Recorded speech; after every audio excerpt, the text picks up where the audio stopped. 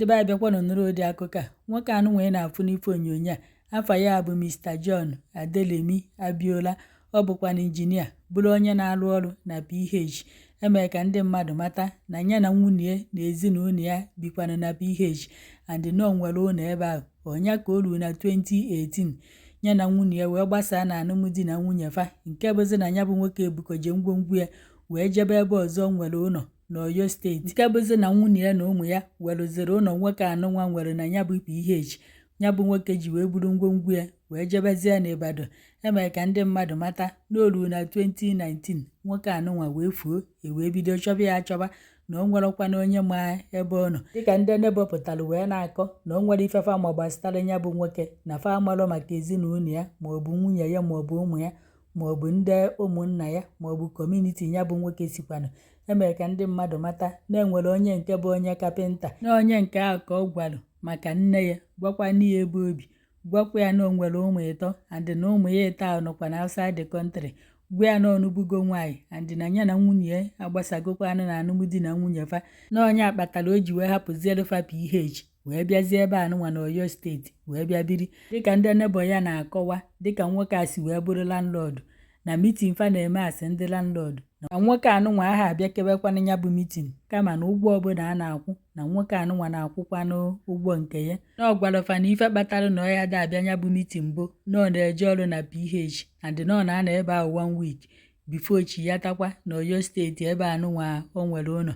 Emere ka ndị mmadụ mata na-ebido wee chọbazi nwoke a achọba na Disemba 2019. Dịka ndị nebo ya na-akọwa na anya ikpeazụ fafụrụ nwoke a bụ na June and July and na nwoke a gwarafa na ọ chọrọ ije ọrụ na PH na ọ ya anọte aka na ọ ya anata na-enwekwanụrụ mmemme pati faya eme na fafụrọzikwana ya ka ọ natara ya bụ ije. Ndị nebo ya mere ka ndị mmadụ mata na geeti anụnwa nwoke a bi na ya na-emechie ya na ihe amakwanụ na mmadụ nọ n'ime ya ka ọ na mmadụ anọghịkwanụ n'ime ya, na sinsi ahụ na fa hazikwana afụ nwoke anụnwa na-eche na obere oge na ọ ya anata, na sinsi ahụ na fa afụghị ya. N'oke o ruziri na Disemba ya fa na-eme mitin ndị landlord, fa wee na-akpọ fon nọmba nwoke anụnwa na ọ ha agakwa na-aga. Fa wee jee na nke ndị ọtọriti wee jee gwafa na nwoke anụnwa na fon ya aha agakwa na-aga ka eje nene ụlọ be ya. Ndị nke ahụ wee sịfa mba na fa ya abakwanụ n'ụlọ be ya na ya echelu, dịka nwoke agwakwanụ fa na ọ na-eje PH ka echere ya mgbe o jechalụ wee bata. N'ọkwa na ya ka fa nọ ụlọ nwoke anụnwa afịfịa wee tochisie ebe niile, nke bụzi na ndị nebo fa na-atụ egwu na-enwere ike agwọ esi ebe a na-amabata n'ụlọ nke fa. Fa wee jee na nke ndị ọtọriti wee sị ka a nara ikike ka eje kpọọ ndị na-asụ ahịfịa ka fa bịakwanụ mepee geeti nwoke anụnwa sụchasịkwa na ahịfịa juru n'ime ebe anụnwa. N'ọkwa ya ka ndị ahụ bịazi wee na-asụ ahịfịa. Ofu onye n'ime ndị ahụ na-asụ ahịfịa wee sị ka ya si na windo nyogodo anya n'emu na ebe ahụ. Unu mana oge ụfọdụ ya sị ka fa nyoo anya ka fa mara ife dị ebe ahụ. N'ọkwa ya ka o nyoziri anya wee na-ene nwoke anụnwa n'elu bedi ya. Ọ bụrụ na nwoke elekasigo n'ọsọsọ ọkpụkpụ na ọkpa ya bụ ife ghatazi n'elu ebe ahụ.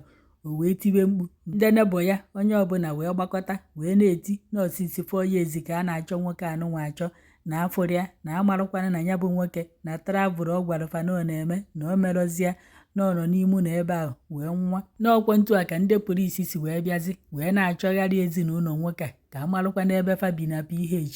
Ndị polisi mekwa ka ndị mmadụ mata na fa ya emekwa n'ozu nwoke anụnwa autopsy ka fa marụ na ọ nwụrụ ọnwụ chi ya ka ọ bụkwa na mmadụ gburu ya. Kedu ife ị na-eche gbasara ụdị ka akụkọ a? Aghala ezinụlọ ajọka. Okwefụla aghala ezinụlọ, unu egbu mmadụ ọsịsọ, unu egbu mmadụ n'oge ya erughị eru. So nwoke a nwere ụmụ ịtọ ọ gbapụrụ obodo oyibo, ọ na-akwụrụ ụgwọ akwụkwọ. Fa ha akpọnwu nna fa na fon ka fa marụ na o tetakwara ka ọ na o tetahụ, ka ọ na fa amaghị ebe nna fa bi na Ibadan nwa Oyo steeti, maka na ihe asịnụ na nwunye nwoke a ya akpọ ya maka o ya ekwe wee kpọ, maka na fa na-aba anọghọzi na alụmdi na nwunye aha anụzi na ndị ọ dụrụ ịma na nna fa o tetakwa ka ọ na o tetahụ bụ ụmụ ya ahụ ọ zụchara wee kpọpụ obodo oyibo. Fa achọzi ịma maka nna fa. Ọ bụrụ na ndị nebo asịghọ ka fa bịa sụọ ọfịa anụnwa dị ebe a, fa echefuo nna fa, fa amaghị obodo fa si, fa ha anabe fa. Akụkọ nke a jọkwọrọ njọ ma sigbukwa nkakwu n'isi. Gụ na di usekwu okwu bụrụ na unu mụtara nwa, biko ịkọti n'obi ụmụazị ahụ ebe nna fa nọ.